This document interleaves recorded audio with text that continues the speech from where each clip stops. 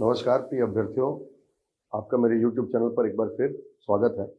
जैसा कि आप देख रहे हैं कि मेरा एक प्रयास है कि जो आने वाली परीक्षा है आप लोगों के समक्ष, उस परीक्षा की तैयारी में थोड़ा एक योगदान हो सके। और इसी कड़ी में आज मैं आपके लिए एक क्लास लेकर के आ रहा हूँ, संविधान संशोधन, कॉन्स्टिट्यूशनल अमेंडमेंट। जैसा कि आप सब जानते हैं कि ये संविधान का भाग है, यहाँ से प्रश्न काफी ज्यादा पूछे भी जाते हैं और बहुत इंपॉर्टेंट सेक्शन है। कोशिश करता हूं मैं आपको कि इसको मतलब समअप करने का। ये जो संविधान संशोधन है, इसमें जो क्वेश्चन पूछे जाने की प्रकृति है वो इस तरीके से है कि मतलब जैसे पहला संविधान संशोधन का संदर्भ किससे है, संबंध किससे है, इस तरीके से प्रश्न पूछे जाते हैं। उसमें सातवें संविधान संशोधन का संबंध किससे, इस प्रकार के प्रश्न पूछे जाते हैं। तो इसको हम बहुत डिटेल न करके मैं कोशिश करता हूं कि इसकी सारी चीजों को सारगर्भित तौर पर आपको समझा पाऊं। और आप बताइएगा कि इसके बाद अगर आपको जरूरत होगी तो कौन से टॉपिक को आप डिटेल में पढ़ना चाहते हैं, मैं डिटेल में भी आपके लिए लेकर के आऊंगा। इसमें मेरा प्रयास बस ये है कि एक बार पूरा संविधान संशोधन, जो महत्वपूर्ण संविधान संशोधन है, वो आपकी नजरों से होकर के गुजर जाए, ताकि एग्जाम में जो प्रश्न पूछे जाते हैं वो आपसे बन जाए। जानकारी को हम फिर बाद में और इकट्ठा कर लेंगे, फिलहाल अभी एग्जाम के ऊपर अपन फोकस करते हैं। तो देखिए, जैसा कि आज हम टॉपिक देखने जा रहे हैं संविधान संशोधन, कॉन्स्टिट्यूशनल अमेंडमेंट। तो सबसे पहले तो मैं आपको यही बताने का प्रयास करता हूं कि आखिर संविधान संशोधन होता क्या है, व्हाट इज कॉन्स्टिट्यूशनल अमेंडमेंट। तो एक चीज देखें कि परिवर्तन जो है वो प्रकृति का नियम है। अगर आप बदलते समय के साथ अपने में बदलाव नहीं लाएंगे, आप अपडेटेड नहीं रहेंगे, तो आप बाहर हो जाएंगे, कंपटीशन से बाहर हो जाएंगे, रेस से बाहर हो जाएंगे। इसका मतलब बदलाव बहुत जरूरी है, समय के साथ अपने में बदलाव करना जरूरी है, तभी आप समय के साथ चल सकते हैं। ठीक उसी तरीके से 1950 के दशक में, 1950s में हमारा संविधान बना। 1946 में हमारी संविधान सभा का गठन हुआ 9 दिसंबर 1946 को, और हमारी संविधान सभा ने संविधान बनाना शुरू किया। और 26 नवंबर 1949 को यह आंशिक रूप से लागू हुआ था और 26 जनवरी 1950 को पूर्ण रूप से लागू हुआ। आप देखें कि उस समय में जब हमारे संविधान निर्माताओं ने, कॉन्स्टिट्यूशन मेकर्स ने जब हमारा संविधान बनाया, तो उस समय की स्थिति और आज की परिस्थिति में कितना परिवर्तन है, बहुत ज्यादा परिवर्तन है। और अगर हमारे संविधान में अपने आप को बदलने की क्षमता न हो तो फिर हमारा संविधान अप्रासंगिक हो जाएगा, इररिलेवेंट हो जाएगा। इसलिए संविधान को प्रासंगिक बनाए रखने के लिए, रेलेवेंट बनाए रखने के लिए इसमें संशोधन, इसमें बदलाव करना या इसमें बदलाव होते रहे, ये बहुत जरूरी था। और इसीलिए हमारे संविधान निर्माताओं ने, हमारे जो कॉन्स्टिट्यूशन मेकर्स थे, उन्होंने संविधान संशोधन की प्रक्रिया को संविधान में शामिल किया। होता क्या है संविधान संशोधन? तो आप देखें कि सबसे खास बात अगर आप देखेंगे तो संविधान जो है हमारा, ठीक, संविधान के किसी भी भाग, अनुच्छेद एवं अनुसूची, ठीक, संविधान के किसी भी भाग, अनुच्छेद, अनुसूची एवं किसी भी उपबंध, ठीक, किसी भी उपबंध में परिवर्तन करने को ही संविधान संशोधन कहा जाता है। ठीक, तो अगर हम ये समझें कि कॉन्स्टिट्यूशनल अमेंडमेंट है क्या, व्हाट इज कॉन्स्टिट्यूशनल अमेंडमेंट, तो याद रखें, the process of changing, altering any provisions of constitution, parts of constitution, schedules of constitution is known as constitutional amendment. संविधान के किसी भी भाग, अनुच्छेद और उसके अनुसूची या उसके किसी भी उपबंध, उसकी जो भी बातें हैं, अगर हम उसमें कोई भी परिवर्तन करते हैं तो उसी को हम क्या कहते हैं, संविधान संशोधन कहते हैं, कॉन्स्टिट्यूशनल अमेंडमेंट कहते हैं। देखिए, जो संविधान संशोधन है, याद रखें कि संविधान संशोधन की जो शक्ति है, पावर ऑफ कॉन्स्टिट्यूशनल अमेंडमेंट, याद रखें, संविधान संशोधन करने की जो शक्ति है वो हमारी संसद को प्राप्त है। Only parliament is authorised to make amendment in the constitution. याद रखेंगे, संविधान में संशोधन की शक्ति केवल संसद को है, पार्लियामेंट को है, और कोई भी संस्था जो इसमें संशोधन नहीं कर सकती। जब मैं ये कह रहा हूं, इसका मतलब ये है, यहीं से आप समझें कि संविधान में संशोधन करने की शक्ति जो राज्य विधान मंडल होते हैं, स्टेट लेजिस्लेचर, उन्हें ये प्राप्त नहीं है। ठीक, मतलब संविधान में अगर किसी प्रकार का बदलाव करना है, any type of changes, if any type of changes is desired to make in the constitution, it can only be made by the parliament. State legislature is not empowered. मतलब जो राज्य की विधानमंडल है वो उनको ये शक्ति प्राप्त नहीं है। क्यों? क्योंकि संविधान संशोधन, संविधान देश के संचालन के लिए संपूर्ण देश पर एक तरीके से लागू होता है, और संपूर्ण देश पर जब एक तरीके से लागू होता है तो संपूर्ण देश के लिए कानून बनाने की शक्ति किसको है? संसद को। जब संसद कोई भी काम करेगी तो देश को ध्यान में रख करके करेगी, लेकिन जो राज्य की विधानमंडल होगी, स्टेट लेजिस्लेचर जो होगी, वो पर्टिकुलर राज्य, स्टेट के इंटरेस्ट को देखेंगे। इसीलिए संविधान में संशोधन करने की शक्ति किसको दी गई? आपका संसद को है, ना कि राज्य विधानमंडल को। खास बात देखें कि संविधान में जो संशोधन करने की शक्ति जो संसद को दी गई है, उसका उल्लेख संविधान के भाग 20 और अनुच्छेद 368 में है। ठीक है, and the whole process of constitutional amendment is given in part 20 article 368 of the constitution. अनुच्छेद 368 में पूरे संविधान में संशोधन करने की प्रक्रिया को बताया गया है। अब एक चीज समझें कि ये जो संविधान में संशोधन करने की जो प्रक्रिया या जो शक्ति बताई गई है वो भाग 20 में है, अनुच्छेद 368 में बताई गई है। याद रखें कि जो हमारे संविधान में संशोधन करने की जो प्रक्रिया है, जो प्रोसीजर है जिससे हम संविधान में संशोधन कर सकते हैं, वो इतनी कठिन नहीं है जितनी कि अमेरिका की संविधान में संशोधन करने का है।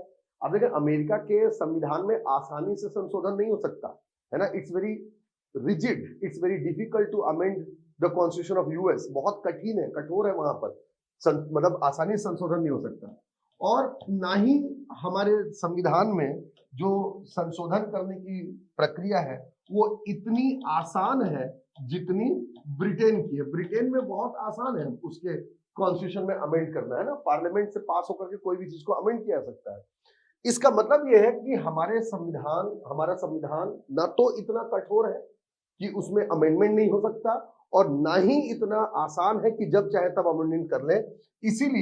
इसीलिए भारत के संविधान को कठोर एवं लचीले संविधान का मिश्रण कहा जाता है। ठीक है, यही कारण है कि भारत के संविधान को कठोर एवं लचीले संविधान का मिश्रण कहते हैं, मिश्रण।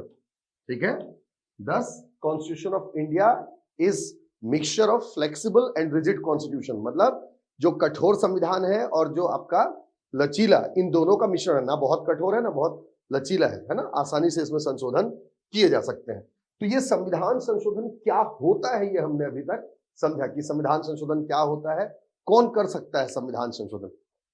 अच्छा देखिए, जब संविधान संशोधन किया जाएगा तो संविधान संशोधन की आखिर प्रक्रिया क्या होनी चाहिए, प्रोसीजर क्या होनी चाहिए। तो याद रखें, जो संविधान संशोधन की जो प्रक्रिया है इसका उल्लेख हमारा जो संविधान है उसके अनुच्छेद 368 में बताया गया। ठीक है, article 368 deals with the procedure of constitutional amendment. जो हमारा संविधान का अनुच्छेद 368 है, इसमें संविधान संशोधन की पूरी प्रक्रिया जो है, जो होल प्रोसीजर है, वो बताया गया है। ठीक, इसके अनुसार संविधान में संशोधन कौन कर सकती है? संसद को संशोधन की शक्ति है, जैसा कि मैं आपको पहले बता चुका हूं, है ना, संसद को संशोधन की शक्ति। अच्छा देखिए, जब ये कहते हैं कि संसद को संशोधन की शक्ति है, तो आजकल का जो पैटर्न है एग्जाम में क्वेश्चन पूछने का, कि अगर ऐसा प्रश्न पूछ दे कि संसद को संविधान में संशोधन करने के अंतर्गत कौन कौन सी शक्तियां प्राप्त है, तो याद रखें, संसद संशोधन कर सकती है और संशोधन के अंतर्गत 3 प्रकार की शक्तियां संसद को प्राप्त है। ठीक है, the parliament having 3 types of power regarding amendment in the constitution. पहले शक्ति है परिवर्धन करने की शक्ति, परिवर्धन को इंग्लिश में कहेंगे एम्प्लीफिकेशन। दूसरी शक्ति है आपका परिवर्तन करने की शक्ति, परिवर्तन कहेंगे चेंज। और तीसरी शक्ति है परिसमापन, या इसे हम कह सकते हैं निरसन, इंग्लिश में कहते हैं रिपील। तो एम्प्लीफिकेशन, चेंज एंड रिपील। अब देखिए, परिवर्धन का मतलब होता है जोड़ना। मतलब संविधान संशोधन के अंतर्गत अगर संसद चाहे तो किसी नए प्रावधान को जोड़ सकती है। परिवर्तन परिवर्तन का मतलब होता है बदलाव करना। अगर संसद चाहे तो संविधान का कोई प्रावधान है उसमें बदलाव कर सकती है। और परिसमापन का मतलब होता है उसे हटाना या रिमूव करना। हमारे संविधान कोई ऐसा प्रावधान है जो अब इररिलेवेंट है, उसकी कोई जरूरत नहीं है, तो संसद उसको हटा सकती है। तो याद रखेंगे इस चीज को कि संशोधन की शक्ति के अंतर्गत संसद को 3 प्रकार की शक्तियां प्राप्त है: परिवर्धन, परिवर्तन और परिसमापन। ठीक है, परिवर्धन, परिवर्तन, परिसमापन। एम्प्लीफिकेशन परिवर्धन, चेंज परिवर्तन, और परिसमापन रिपील। तो चलिए अब हम ये देख लिए कि परिचय क्या है इसका, है ना, डेफिनेशन देख लिए पूरा। अब हम देखते हैं प्रक्रिया, है ना। तो देखिए संविधान संशोधन की प्रक्रिया क्या है। तो याद रखिए जो संविधान संशोधन की प्रक्रिया है वो कॉन्स्टिट्यूशन के आर्टिकल 368 में बताया गया है ना। Article 368 deals with the procedure of constitutional amendment. इसमें प्रक्रिया बताई गई है और इसके अंतर्गत जो संविधान में संशोधन करने की शक्ति है वो किसको दी गई है, आपका संसद को दी गई है संविधान में संशोधन करने की शक्ति, जैसा कि मैंने अभी आपको थोड़ी देर पहले बताया भी था। लेकिन यहां समझने वाली बात यह कि आजकल एग्जाम में क्या पूछता है कि ठीक है संविधान में संशोधन करने की शक्ति संसद को दी गई, यहां तक तो हम जान रहे हैं, लेकिन संसद संविधान में संशोधन करने के अंतर्गत क्या क्या कार्य कर सकती है। तो याद रखें कि संसद जो है संविधान में संशोधन करने के अंतर्गत 3 कार्य कर सकती है। एक आपका परिवर्धन, इसको इंग्लिश में कहते हैं एम्प्लीफिकेशन। दूसरा आपका परिवर्तन, इसे कहेंगे हम चेंज इंग्लिश में। और तीसरा है आपका परिसमापन यानी निरसन, इसे कहेंगे इंग्लिश में हम रिपील, है ना। इसका मतलब यह है कि संसद संशोधन करने के अंतर्गत क्या क्या कर सकती है, एम्प्लीफिकेशन, चेंज एंड रिपल्शन। ठीक है ना, किसी भी चीज को एम्प्लीफाई कर सकती है, चेंज कर सकती है, उसको रिपील कर सकती है। एम्प्लीफिकेशन का मतलब होता है जोड़ना। संसद को अगर संविधान में कोई नए प्रावधान, कोई नई चीजों को अगर जोड़ना है तो भी संविधान संशोधन कर सकती है उसके लिए, या कोई एग्जिस्टिंग जो प्रोविजंस है उसमें किसी प्रकार का चेंज करना है तो वो भी कर सकते हैं। जैसे एक एग्जांपल ले लें कि जो आज हमारे देश में जो वयस्कता की आयु है ना, यानी वोट देने की जो आयु है, वयस्क होने की आयु या मताधिकार की आयु अगर आप बोल लें तो वो कितना है, प्रेजेंट में 18 है लेकिन ओरिजिनल कॉन्स्टिट्यूशन में कितना था, वो 21 था। तो 21 से 18 चेंज किया गया, उसके लिए 61st कॉन्स्टिट्यूशन अमेंडमेंट किया गया 1989 का। और उसके बाद आता है परिसमापन। परिसमापन मतलब चीजों को समाप्त करना या हटा देना। कोई ऐसे प्रावधान है जो अप्रासंगिक है तो संसद उनको हटा भी सकती है, ये उसकी शक्ति है। चलिए अब इसके आगे चलते हैं। ठीक, तो प्रक्रिया में हमने देख लिया कि आर्टिकल 368 में पूरी प्रक्रिया है, संसद को शक्ति है और संसद इसके अंतर्गत क्या करती है। अब देखें आगे अगर हम देखें तो पहली बात, अगर हमको संविधान में कोई बदलाव करना है, संशोधन करना है, तो उसके लिए विधेयक, बिल जो है वो लाया जाता है। इसके लिए संविधान संशोधन के लिए विधेयक प्रस्तुत करना होगा। ठीक है, need to submit bill in the parliament, विधेयक प्रस्तुत करना होगा। ठीक है, और इसी विधेयक को हम कहते हैं संविधान संशोधन विधेयक। ठीक है, कॉन्स्टिट्यूशनल अमेंडमेंट बिल, यही बिल कहलाएगा। अब खास बात देखिए, प्रश्न उठता है कि संविधान संशोधन विधेयक आखिर लाया कहां जा सकता है। तो याद रखें संविधान संशोधन विधेयक जो है लोकसभा या राज्यसभा दोनों में से किसी भी एक सदन में लाया जा सकता है। ठीक है ना, इट कैन बी मूव्ड इधर इन लोकसभा और इन राज्यसभा। मतलब लोकसभा राज्यसभा दोनों में से किसी भी सदन में पहले लाया जा सकता है। याद ये रखना है कि कभी भी स्टेट लेजिस्लेचर में ये नहीं आएगा, राज्य विधानमंडल में नहीं आएगा। ठीक, अब ठीक, ये तो हो गया लोकसभा राज्यसभा में लाया जा सकता है, लेकिन लाएगा कौन, प्रस्तुत कौन करेगा। ठीक है, who can present the bill. तो याद रखें इसे प्रस्तुत एक मंत्री भी कर सकता है, ठीक है, या फिर गैर सरकारी सदस्य है ना, गैर सरकारी सदस्य। मंत्री जो सरकार में शामिल सदस्य हैं उनको मंत्री कहा जाता है, मिनिस्टर्स कहा जाता है। तो इनको हम क्या बोलेंगे, गवर्नमेंट मेंबर्स, ये सरकारी सदस्य कहलाते हैं। और ऐसे सांसद जो सरकार में शामिल नहीं है, इनका पक्ष विपक्ष से कोई लेन देना नहीं है, है ना, चाहे बीजेपी के ही सांसद हो, जैसे अगर केंद्र में देखें या छत्तीसगढ़ में अगर हम राज्य के ही विधायक अगर देख लें, तो पक्ष विपक्ष से लेना देना नहीं है।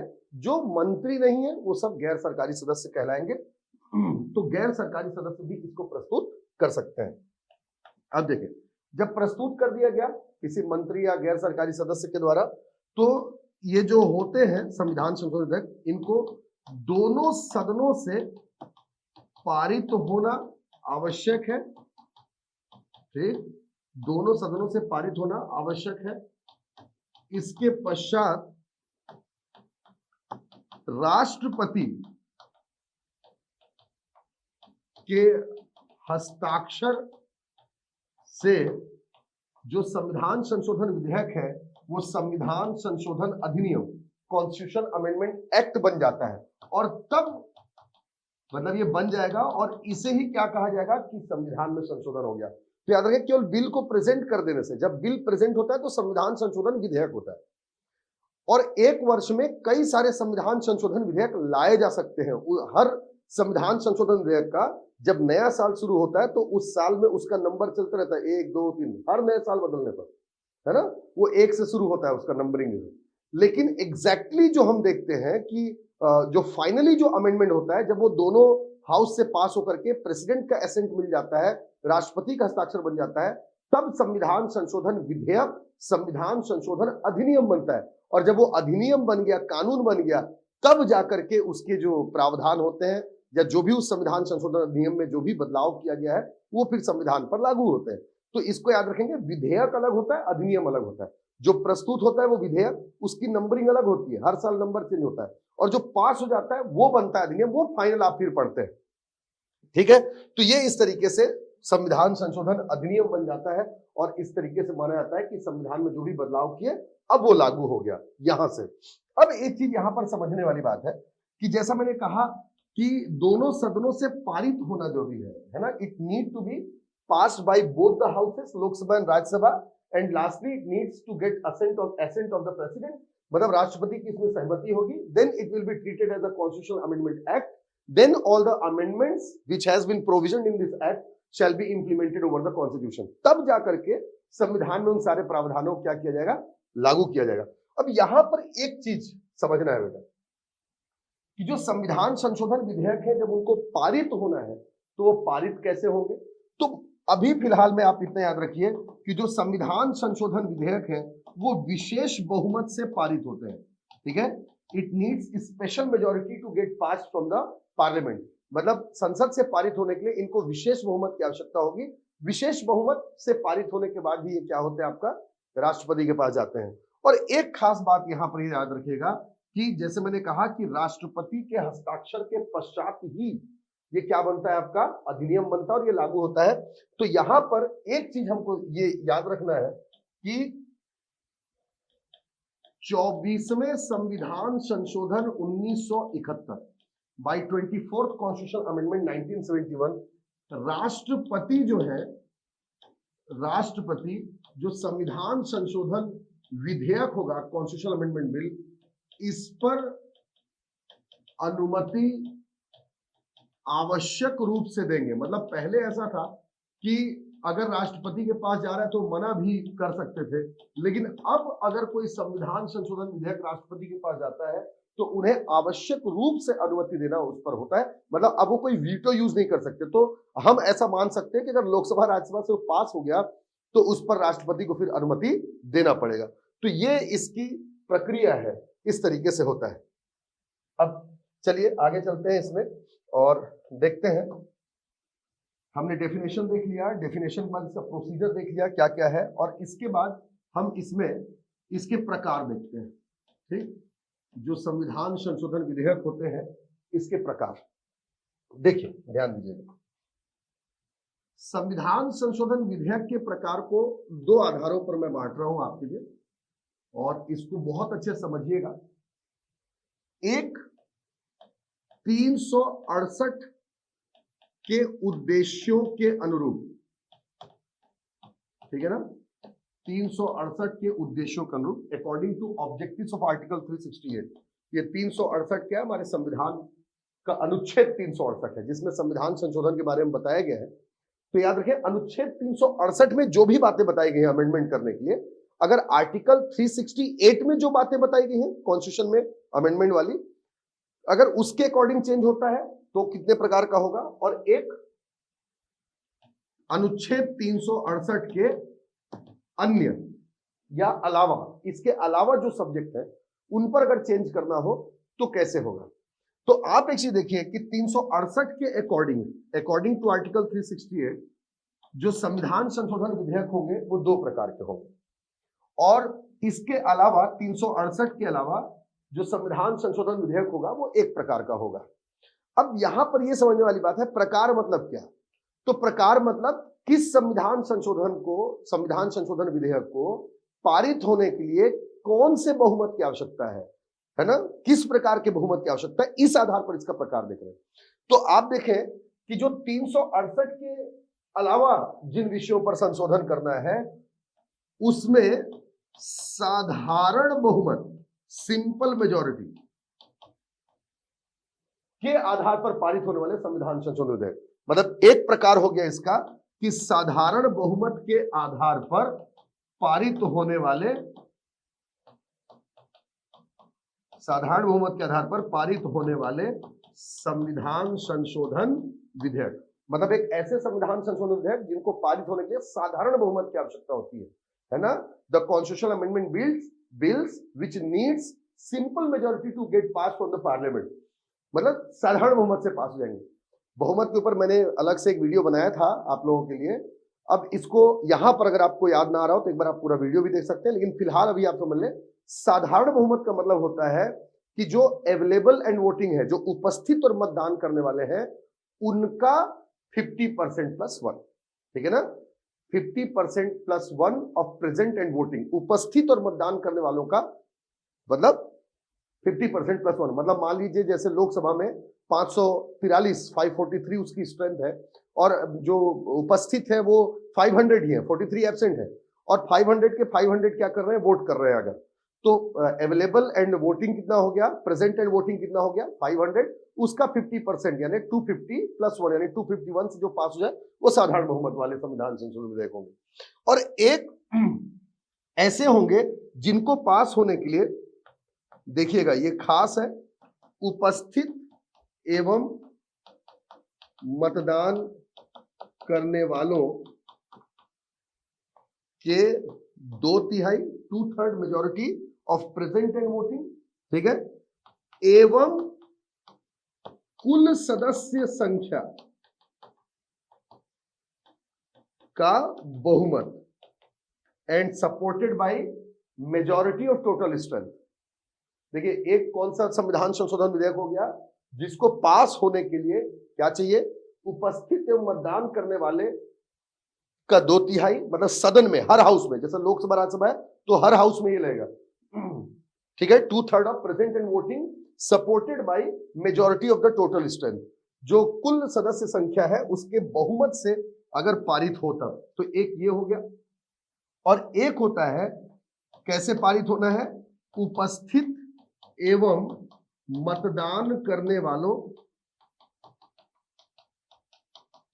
के 2/3, मतलब संसद में उपस्थित और मतदान करने वालों के 2/3, मतलब पार्लियामेंट में लोकसभा राज्यसभा से प्रेजेंट एंड वोटिंग के 2/3 से पास होगा, ठीक है, एवं आधे से अधिक राज्य विधान मंडलों द्वारा पारित, मतलब and also pass by half of the state legislature. देखिए तो संविधान संशोधन विधेयक के या इसके प्रकार के रूप में, तो प्रकार मतलब क्या है, प्रकार कि कौन से विषय के ऊपर जो संविधान संशोधन विधेयक लाया गया है उसको पास होने के लिए किस प्रकार के मेजॉरिटी की आवश्यकता पड़ रही है। अगर उसको सिंपल मेजॉरिटी की आवश्यकता है तो देखिए इसका उल्लेख 368 आर्टिकल में नहीं है, इसलिए इसको other than subjects of article 368 कह रहे हैं, 368 के अलावा अन्य जो विषय होंगे। इसके बाद 368 में जो विषय बताए गए हैं, जो सब्जेक्ट्स बताए गए कॉन्स्टिट्यूशन में कि इन सब्जेक्ट्स को पास करना होगा, मतलब आर्टिकल 368 में, तो उन सब्जेक्ट्स को भी दो भागों में बांटा गया है आर्टिकल 368 में। कुछ सब्जेक्ट्स ऐसे हैं जिनको पास करने के लिए जो पार्लियामेंट, जो लोकसभा राज्यसभा है, उसके प्रेजेंट एंड वोटिंग का 2/3 एंड सपोर्टेड बाय 50%, यानी मेजॉरिटी ऑफ टोटल स्ट्रेंथ, मतलब 2/3 बहुमत से पारित हो उपस्थित और मतदान के, जिसमें कुल सदस्य संख्या का बहुमत यानी 50% प्लस 1 भी शामिल हो। ठीक है, मतलब इसमें एक ऐसा आपको आंकड़ा लेना होगा जिसमें उपस्थित और मतदान करने वालों का 2/3 भी आ जाता हो और जो टोटल स्ट्रेंथ है उसका 50%, मतलब मेजॉरिटी भी आ जाती हो। जैसे मान लीजिए कि 545 टोटल स्ट्रेंथ है, 545 अगर लोकसभा की, अब उसमें से मान लेते हैं कि उपस्थित और मतदान करने वाले प्रेजेंट एंड वोटिंग जो है आपका 200 है, तो 200 का अगर 2/3 अगर हम देखेंगे तो अराउंड 132 133 के आसपास जाता है। अब मान लेते हैं कि ये 132 133 के आसपास 2/3 जा रहा है, इसी में 50% मतलब टोटल स्ट्रेंथ 545 टोटल स्ट्रेंथ है, टोटल स्ट्रेंथ का क्या मिलना चाहिए अपने को 50% प्लस 1। अगर टोटल स्ट्रेंथ का 50% प्लस 1 यानी मेजॉरिटी देखेंगे तो कितना जा रहा है 272 के आसपास जा रहा है। इसका मतलब 272 वो आंकड़ा होगा जिसमें प्रेजेंट एंड वोटिंग का 2/3 भी होगा और साथ में टोटल स्ट्रेंथ का 50% प्लस 1 भी होगा। तो ऐसा कोई आंकड़ा चाहिए जिसमें, क्योंकि देखिए 272 जब ले रहे हैं तो उसमें 133 भी आ जा रहा है और प्रेजेंट मतलब टोटल का क्या आ जा रहा है मेजॉरिटी भी आ जा रहा है, तो एक ऐसा आंकड़ा चाहिए। जबकि यहां पर उपस्थित एवं मतदान देने वालों के 2/3 और आधे से अधिक राज्य विधानमंडल द्वारा पारित, मतलब पार्लियामेंट से तो पास होगा ही, लोकसभा राज्यसभा से, प्रेजेंट एंड वोटिंग के 2/3 मेजॉरिटी से, और फिर इसको जो हमारे राज्य विधानमंडल है, जो स्टेट लेजिस्लेचर है हमारे, वहां से भी पास करवाना पड़ेगा जो स्टेट लेजिस्लेचर है। अब जैसे अगर हम अभी देखें तो 28 राज्य हैं, 28 स्टेट्स हैं, हर राज्य में विधानमंडल है यानी 28 स्टेट लेजिस्लेचर हो गए, प्लस जो 3 केंद्र शासित प्रदेश हैं, दिल्ली, पौंडीचेरी एंड जम्मू एंड कश्मीर, यहां पर भी स्टेट लेजिस्लेचर है। तो टोटल स्टेट लेजिस्लेचर कितने हो गए 31, और इन 31 का 50% क्या हो गया आपका 15.5 या उससे नीचे होने पर पिछला अंक लेते हैं, यानी 15 राज्यों की विधानमंडल से भी इसको पास होना पड़ेगा, मतलब संसद से भी पास होगा और 15 राज्य की विधानमंडल से भी पास होगा। ध्यान यहां पर यह रखना है कि जब संसद से पास होगा तो उपस्थित और मतदान करने वालों का 2/3, लेकिन जब राज्य विधानमंडल से पास होना होगा तो सिंपल मेजॉरिटी, मतलब विधानमंडल में उपस्थित और मतदान करने वालों के साधारण बहुमत 50% प्लस 1 से उसको पास होना चाहिए। तो ये प्रकार है। अब मैं आपको यह बताया जा रहा हूं कि कौन से बहुमत से कौन कौन से विषय जो है आपका संशोधित किया जा सकते हैं। देखिए, जैसे जो एक हमने देखा जो साधारण बहुमत होता है, सिंपल मेजॉरिटी, तो साधारण बहुमत में अगर हम देखेंगे सिंपल मेजॉरिटी में तो क्या क्या चेंज होता है, डायरेक्ट पूछता है क्वेश्चन, इसको एकदम नोट करके रखिए, ठीक है, बहुत इंपॉर्टेंट चीज है बेटा, इसको बहुत अच्छे से समझना है। जैसे हमारे संविधान का भाग 1 और 2, पार्ट 1 एंड 2, पार्ट 1 एंड 2 में अगर किसी भी प्रकार का चेंज करना है तो याद रखें पहली चीज, पार्ट 1 और 2 में किसी प्रकार का अगर चेंजेस करना है तो ये आर्टिकल 368 में नहीं दिया गया है। क्यों? क्योंकि दिया गया होता तो फिर मेजॉरिटी दूसरी लगती, ये वहां पर उल्लेखित नहीं है। तो हर प्रकार से सोचना है। आपसे ये भी पूछ सकता है कि निम्न में से कौन से विषय का उल्लेख संविधान के अनुच्छेद 368 में नहीं है, which of the following subject is not mention in article 368, तो ये भी आपको समझना है, जो भी लिख रहा हूं 368 में नहीं। पार्ट 1 एंड 2 मतलब भाग 1 और भाग 2। भाग 1 क्या है, पार्ट 1 क्या है, राज्यों का गठन, ठीक है, establishment of formation of states, ठीक, राज्यों का गठन हो गया, या विदेशी क्षेत्रों का भारत में प्रवेश, इनकॉर्पोरेशन ऑफ फॉरेन टेरिटरीज, हम विदेशों से जो क्षेत्र लेते हैं वो सारी चीजें इसमें आएंगी, ठीक, वो सब, या फिर राज्यों का नाम परिवर्तन, ठीक है ना, changing the name of the state, ये सब पार्ट 1 में आएगा। पार्ट 2 क्या है, अक्वायरिंग द सिटीजनशिप, नागरिकता का ग्रहण करना, ठीक, मतलब नागरिकता के संदर्भ में कोई भी कानून बनेगा तो उसमें, या नागरिकता में भाग 2 में कोई भी संशोधन करना होगा तो उसके लिए साधारण बहुमत मतलब उपस्थित और मतदान करने वालों के साधारण बहुमत मेजॉरिटी से पास होगा 1 एंड 2। इसके अलावा जो आपका वेतन भत्ते हैं, किसके वेतन भत्ते, तो कहीं पर भी अगर आप वेतन भत्ते देखते हैं, जैसे यहां पर मैं बताऊं, जो हमारे संसद के जो सदस्य होते हैं, ठीक है, संसद के सदस्यों के वेतन भत्ते में अगर कोई परिवर्तन करना है, ठीक है, तो भी किससे होगा, आपका साधारण बहुमत से होगा। या जो गण पूर्ति होती है, कोरम, संसद में जो कोरम होता है, कोरम क्या होता है 10%, ठीक है ना, 10% ऑफ टोटल स्ट्रेंथ। जैसे लोकसभा है तो लोकसभा की टोटल स्ट्रेंथ कितनी है 543, उसका 10% कितना होगा 54.3 यानी 54 क्या हो जाएगा लोकसभा के लिए कोरम है। कोरम मिनिमम रिक्वायर्ड अटेंडेंस होता है, मतलब न्यूनतम आवश्यक सदस्यों की संख्या जिनके होने पर कार्यवाही हो सकती है। अगर कोरम नहीं है तो फिर कार्यवाही नहीं हो, मतलब वो न्यूनतम संख्या जिनके होने पर कार्यवाही हो सके, लोकसभा राज्यसभा विधानसभाएं काम कर सके, वो क्या है आपका कोरम है। तो कोरम में जैसे अभी मैंने बताया वर्तमान में कोरम कितना है आपका 10%। सपोज करें कि अगर चाहते हैं कि कोरम में चेंज करना है, और क्यों कॉन्स्टिट्यूशन अमेंडमेंट लग रहा है, क्योंकि कोरम जो है किसमें दिया गया आपका कॉन्स्टिट्यूशन के आर्टिकल 100 में बताया गया ना, कॉन्स्टिट्यूशन के आर्टिकल 100 में कोरम बताया गया। तो अगर कोरम वर्तमान में 10% है कि 10% सदस्य होंगे तो कार्यवाही होगी, ठीक, लेकिन अगर 10% को 20% करना है या 5% करना है तो संविधान संशोधन होगा, लेकिन बहुमत कौन सा चाहिए होगा, साधारण बहुमत उसमें चाहिए होगा, ठीक है। तो ये गण पूर्ति होती है। या संसद की कार्यवाही जो प्रक्रिया नियम है, जो प्रोसीजरल रूल है पार्लियामेंट के, मतलब संसद जो भी कार्य करती है उसका एक नियम है, अगर उस प्रक्रिया में भी कोई बदलाव करना है तो भी किससे होगा आपका, इसी साधारण बहुमत से होगा, ठीक है ना। एक तो ये चीज। इसके अलावा आप देखें कि इसके अलावा जैसे तीसरा, जो सुप्रीम कोर्ट में न्यायाधीशों की संख्या है, सुप्रीम कोर्ट और हाई कोर्ट में जो न्यायाधीशों की संख्या, number of justices in supreme court और हाई कोर्ट, है ना।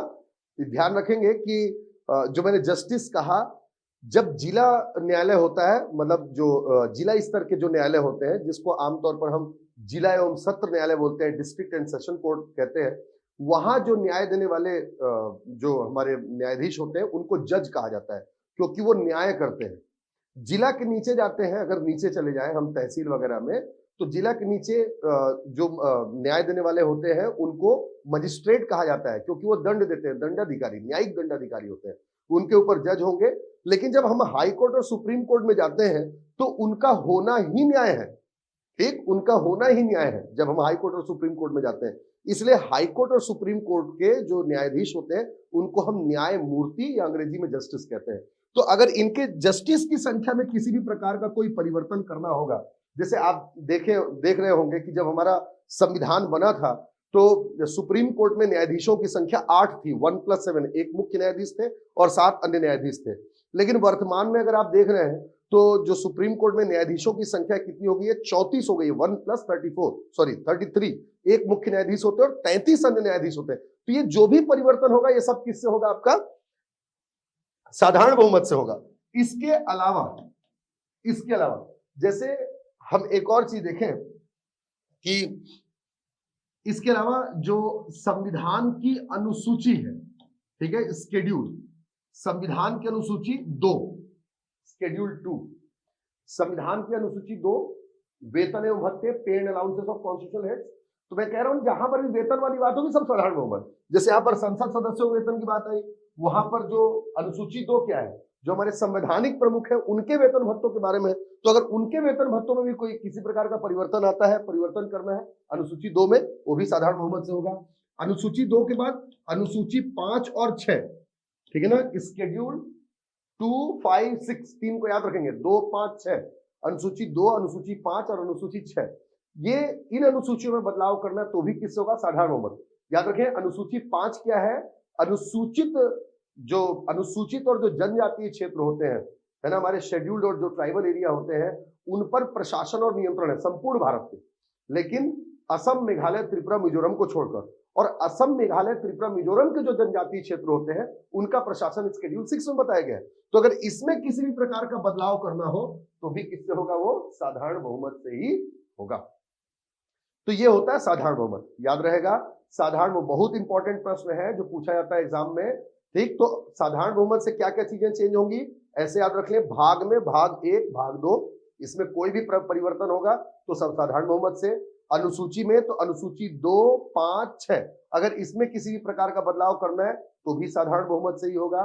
कहीं पर भी वेतन, जैसे संसद के संदर्भ में देखें तो संसद के सदस्यों के वेतन हो गए, संसद के कार्य करने की प्रक्रिया हो गई, और संसद में जो आपका गण पूर्ति है, जो कोरम है, अगर इसमें किसी प्रकार का चेंज करना है तो किससे होगा, आपका साधारण बहुमत से होगा। इसके अलावा सुप्रीम कोर्ट और हाई कोर्ट में जो न्यायमूर्ति होते हैं, न्यायाधीश जो होते हैं, उनके सदस्य संख्या में किसी प्रकार का परिवर्तन करना है तो वो भी किससे होगा? आपका साधारण बहुमत से होगा। तो ये एक प्रकार समझ में आया। चलिए अगला देखते हैं। अगला क्या है? जो किससे पारित हो? संसद के प्रेजेंट एंड वोटिंग, है ना, उपस्थित और मतदान करने वालों के 2/3, है ना, प्रेजेंट एंड वोटिंग के 2/3 एवं सदन के बहुमत द्वारा समर्थित, मतलब ऐसा समझ ले, pass by 2/3 majority of present and voting and supported by majority of the total strength, मतलब कुल का साधारण, कुल का मतलब 50% से ज्यादा, और उसमें क्या आना चाहिए? उपस्थित और मतदान करने वालों का 2/3, मतलब ये आंकड़ा है जैसा मैंने आपको पहले समझाया। अब इससे क्या क्या चीजें चेंज होंगी? तो देखें, भाग 1 और 2 में जो चेंज होगा साधारण बहुमत से, है ना, सिंपल मेजॉरिटी से, लेकिन जिसमें 2/3 मेजॉरिटी और जो हाउस है उसका 50% प्लस 1 मेजॉरिटी लग रही है, भाग 3 और भाग 4, तो भाग 3 और भाग 4 मतलब जो मौलिक अधिकार में किसी प्रकार का परिवर्तन करना है, या जो हमारा डीपीएसपी है उससे जुड़े हुए किसी भी प्रावधान में किसी प्रकार का परिवर्तन करना है, तो सब किससे होगा? आपका 2/3 majority of present and voting and supported by majority of the house. एक ये हो जाएगा। और एक होता है 2/3 प्लस आधे से अधिक राज्यों द्वारा, राज्य विधानमंडल द्वारा समर्थित, है ना, आधे से अधिक राज्य विधानमंडल द्वारा समर्थित। ये तीसरा प्रकार। एक खास बात देखिए, यहां पर केवल पार्लियामेंट के कंसेंट से चेंज नहीं हो रही है। किससे चेंज हो रही है? पार्लियामेंट के साथ साथ राज्यों से भी पूछा जा रहा है। तो जब केंद्र और राज्य दोनों को इन्वॉल्व किया जा रहा है, कोई भी ऐसी चीज जो केंद्र और राज्य दोनों को प्रभावित कर रही है, इंपैक्ट कर रही है, इफेक्ट कर रही है, तो उसमें अगर किसी प्रकार का चेंज करना होगा तो राज्यों से पूछना पड़ेगा। और केंद्र और राज्य किसको दर्शाते हैं? हमारे देश के संघीय ढांचे को। तो अगर कोई भी चीज ऐसी है जो हमारे संघीय ढांचे में बदलाव से संबंधित है ना, चेंजेस संबंधित है, तो संघीय ढांचे में बदलाव से संबंधित जितनी भी चीजें होंगी वो सब किसमें, किस मेजॉरिटी से अमेंड होंगी? आपका इसी मेजॉरिटी से, ठीक है ना। संघीय ढांचे में जितना भी बदलाव करना है, तो संघीय ढांचे ना, फेडरल स्ट्रक्चर में, है ना, कोई भी बदलाव करना है, संघीय ढांचे का मतलब ऐसा बदलाव जिसे केंद्र और राज्य दोनों प्रभावित हो। तो केंद्र से तो पूछ ही रहे, संसद से, राज्यों से भी पूछना पड़ेगा। जैसे कौन कौन सी चीजें? देखिए, सबसे पहली बात, जो हमारे राष्ट्रपति के निर्वाचन से संबंधित जो भी प्रावधान है, ठीक है, anything related with electoral system of president, राष्ट्रपति के निर्वाचन से संबंधित कोई प्रावधान है, या जीएसटी, देखिए केंद्र राज्य दोनों को प्रभावित करेगा, जीएसटी से संबंधित कोई प्रावधान है, या मान लीजिए कि 7वीं अनुसूची से संबंधित कोई प्रावधान है, ठीक है, any matter related with 7th schedule. आपको पता है कि 7वीं अनुसूची किससे संबंधित है? हमारे यहाँ विषयों के विभाजन से। भाई जब दो सरकारें हैं केंद्र और राज्य में, तो 2 सरकारें तो ओवरलैपिंग ना हो, तो दोनों को बताना पड़ेगा कि आप किस में काम करेंगे, आप किस में काम करेंगे। तो केंद्र को कुछ विषय दिए गए, कुछ विषय राज्य को दिए गए, और कुछ विषय इतने महत्वपूर्ण थे कि दोनों के बिना नहीं हो सकता था। तो जो केंद्र को दिए गए वो केंद्र सूची के विषय, जो राज्य को दिए गए वो राज्य सूची के विषय, और जो इतने महत्वपूर्ण थे जिसमें दोनों की आवश्यकता थी, उन्हें समवर्ती सूची में रख दिया गया। तो ये जो सूची बनाई गई है ना, ये 7th शेड्यूल में, 7वीं अनुसूची में। तो 7वीं अनुसूची में अगर किसी भी प्रकार का बदलाव करना है, इसका मतलब केंद्र राज्य दोनों प्रभावित हो रहे हैं, तो इसमें क्या करना पड़ेगा? आपका 2/3 प्लस आधे से अधिक राज्यों के समर्थन से। इसके अलावा अगर हम देखें तो सुप्रीम कोर्ट और हाई कोर्ट, ठीक है, सुप्रीम कोर्ट और हाई कोर्ट, इसमें भी कोई परिवर्तन करना है तो ये भी किससे होगा? आपका इसी 2/3 प्लस आधे से अधिक राज्य विधानमंडलों के समर्थन से।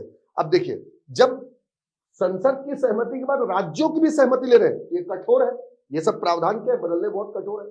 और एक तरफ साधारण बहुमत से चीजें क्या हो जा रही है? अमेंड हो जा रही है।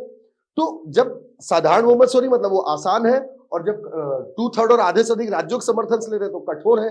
इसलिए मैंने शुरुआत में ही आपको बोला था कि हमारा संविधान ना तो पूरा कठोर है, ना तो पूरा आसान है, बल्कि कठोर और लचीले का मिश्रण है। ठीक, तो ये बहुत महत्वपूर्ण प्रक्रिया है जिससे प्रश्न पूछे जाने की संभावना रहती है। वर्ष 2012 की पीएससी में प्रश्न पूछा भी गया था कि राष्ट्रपति के संदर्भ में कि राष्ट्रपति के निर्वाचन संबंधित प्रावधान के लिए में परिवर्तन करने के लिए किस प्रकार के संविधान संशोधन की आवश्यकता होगी। तो किस प्रकार के? संसद के 2/3 और आधे से अधिक राज्य विधानमंडल के समर्थन से। याद रखें, राज्य विधानमंडल भी इसको पास करते हैं, लेकिन सिंपल मेजोरिटी। अब आप ये सोच रहे होंगे कि ये जो बाकी चीजें छूट गई वो किससे होंगी, तो हमेशा याद रखें कि हमारे कॉन्स्टिट्यूशन में बाय डिफॉल्ट मेजोरिटी, मतलब जहां पर जिसका कहीं पर भी उल्लेख नहीं है, बाय डिफॉल्ट अगर कोई मेजोरिटी लेता है तो सिंपल मेजोरिटी होता है ना, मतलब उपस्थित और मतदान करने वालों के आधे से अधिक के। तो ये था आपका संविधान संशोधन क्या होता है, संसद की शक्ति कैसी है, कितने प्रकार का संविधान संशोधन होता है। अब हमें पढ़ना है महत्वपूर्ण संविधान संशोधन, जिसको अगले भाग में पढ़ेंगे और एक बार में आप उसको रिवाइज करेंगे, वो सारी चीजें आपके लिए कवर अप हो जाएंगी। उम्मीद करता हूं आपको ये पसंद आया होगा और नेक्स्ट पार्ट के लिए आप बने रहे।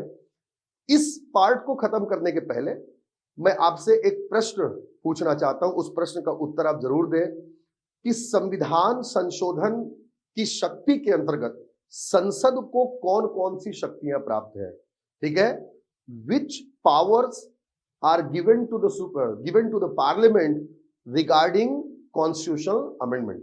लेकिन एक प्रश्न मैं आपसे पूछ रहा हूं, उसका उत्तर मुझे आप जरूर दीजिएगा कि संविधान संशोधन के अंतर्गत संसद को कौन कौन सी शक्तियां प्राप्त है। ठीक है, which kind of powers the parliament is having regarding constitutional amendment. ठीक है, इस प्रश्न का उत्तर दीजिएगा। ठीक, चलिए अगले भाग में मिलते हैं। धन्यवाद।